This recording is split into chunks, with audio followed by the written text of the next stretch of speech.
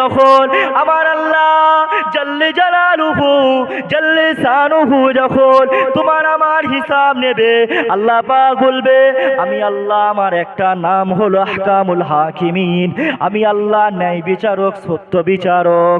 হাবিব আপনি জানিয়ে দেন আমি আল্লাহ পাক প্রতিটা বান্দার সেকেন্ডের হিসাব নেব।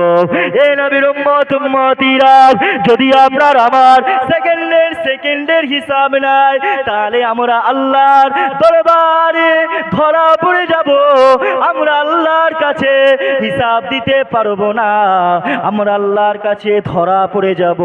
তাই তো আমার নবী কাঁদবে, আল্লাহ পাক আমার উম্মাত উম্মাতিদের ক্ষমা করে দেন, আল্লাহ পাক আমার উম্মাতদের মাফ না করলে আর আমি রাসূলুল্লাহ সেজদা থেকে মাথা তুলবো না।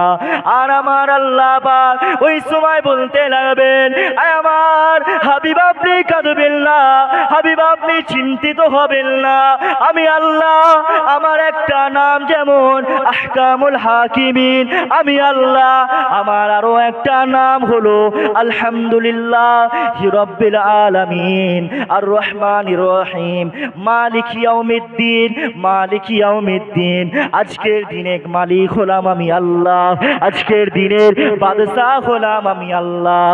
আয় আমার হাবিব আপনি জানিয়ে দেন আপনার যারা গুনাহগার উম্মত উম্মতি, যারা যাররা যাররা পরিমাণ সরিষার দানা পরিমাণ ঈমান নিয়ে মরতে পেরেছে, আমি আল্লাহ পাক তাদের সকলকে জান্নাতি করে দিলাম।